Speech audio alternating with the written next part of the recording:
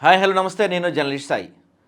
So కవిత గారు నిన్న ఒక ప్రెస్ మీట్లో మాట్లాడుతూ కొన్ని కీలకమైన సంచలనమైన వ్యాఖ్యలు చెప్పారు. పార్టీ పెడుతున్నాను, కాకపోతే పాత పేరుతోనే కొత్తగా వస్తున్నాను, టీఆర్ఎస్ పేరు ఖాళీగానే ఉంది కదా అని చెప్పి ఒక హింట్ వదిలారు. సో ఇది పొలిటికల్ వర్గాల్లో తీవ్రమైన చర్చకు దారితీసే పరిస్థితి కనిపిస్తుంది. ఎందుకంటే అంటే టీఆర్ఎస్ పేరు వాడుకోవచ్చా, కవిత మళ్ళీ టీఆర్ఎస్ పేరుతో పార్టీ పెట్టబోతున్నారా, ఇలాంటి అంశాలన్నీ ఉధృతంగా తెరపైకి వస్తున్నాయి.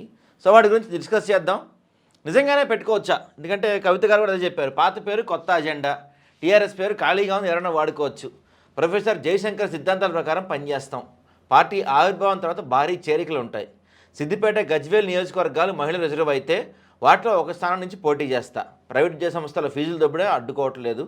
సరే ఏదో స్కూల్స్ గురించి మాడారు కానీ సిద్దిపేట కానీ గజ్వేల్ కానీ ఏదో ఒకటి మహిళా రిజర్వ్ అయితే అక్కడి నుంచి పోటీ చేస్తామని చెప్తున్నారు. సో ఒకవేళ మహిళా రిజర్వ్ అవ్వకపోతే మరి ఏంటో చెప్పలేదు మేడం. పేజ్లో ఉన్నట్టు 14.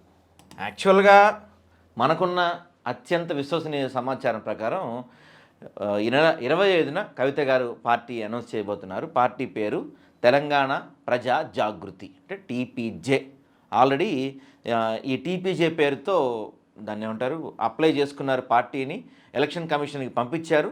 ఆల్రెడీ ఎలక్షన్ కమిషనర్ దీని గురించి కొంత స్లో చేస్తుంది, ప్రాసెస్ కొంత వేగవంతం చేయండి, April 25 కల్లా మేము పార్టీ అనౌన్స్ చేసుకుంటాం, అప్పటికల్లా ఈ ప్రాసెస్ అంతా అయిపోలా చూడాలని చెప్పి ఆల్రెడీ కవిత గారు దీనిపై సంబంధించి ఢిల్లీ హైకోర్టులో కేసు వేశారు. ఆ కేసు కూడా నడుస్తూ ఉంది.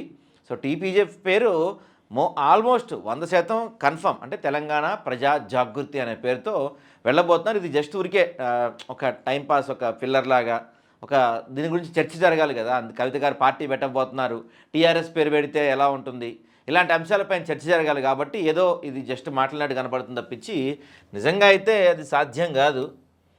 తాను స్థాపించనున్న పార్టీకి పాత పేరు కొత్త అజెండా ఉంటుందని తెలంగాణ జాగృతి అధ్యక్షురాలు కవిత ప్రకటించారు.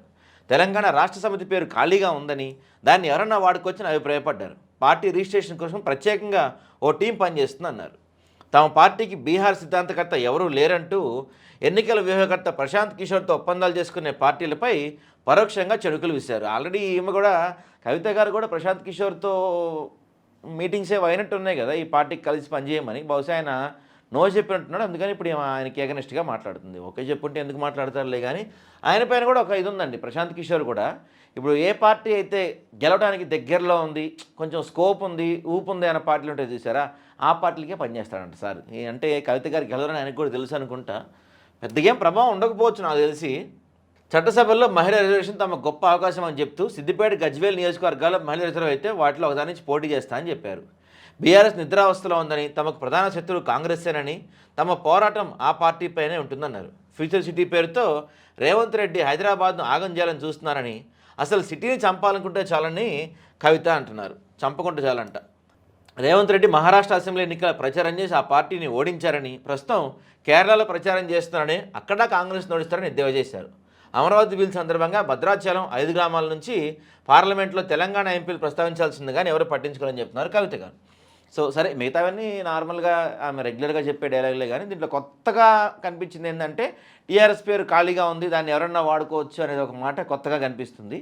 దాంతోపాటుగా చెప్పలేము, పాత పేరుతో కొత్తగా వస్తా అని చెప్తున్నారు కదా. పాత పేరు అంటే టీపీజేనే, తెలంగాణ ప్రజా జాగృతి పేరే పాత పేరే, కొత్తగా వస్తున్నారని చెప్తున్నారు కానీ అంతకు మించి ఏం లేదు.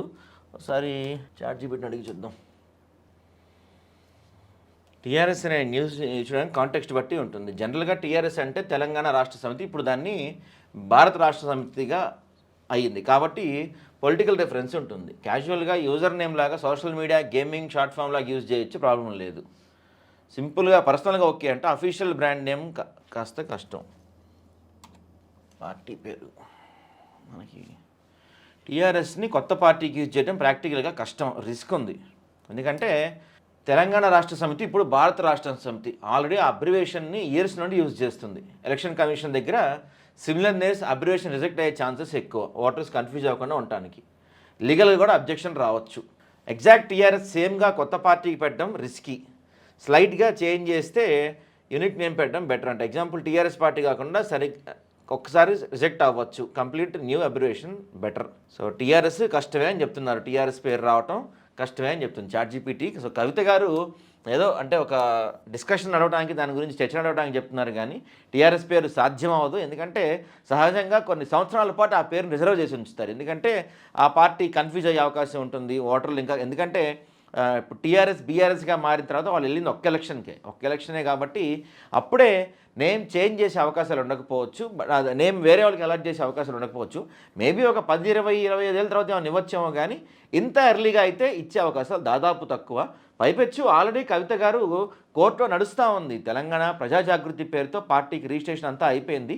దానికి సంబంధించిన కార్యక్రమాలు మొత్తం అక్కడ నడుస్తూ ఉన్నాయి కాబట్టి ప్రత్యేకంగా ఇప్పుడున్న పలంగా నాకు టీబీజే వద్దు, టీఆర్ఎస్ ఇవ్వండి అని కవిత గారు అడిగినా అది సాధ్యం కాకపోవచ్చు. కవిత గారు నా అంచనా ప్రకారం ఈ నెల 20వ తారీఖున కవిత గారు పార్టీ పేరు అనౌన్స్ చేయబోతున్నారు. ఆ పార్టీ పేరు తెలంగాణ ప్రజా జాగృతి. టీఆర్ఎస్ అనే పేరు కవిత గారికి ఎట్టి పరిస్థితుల్లో రాదు.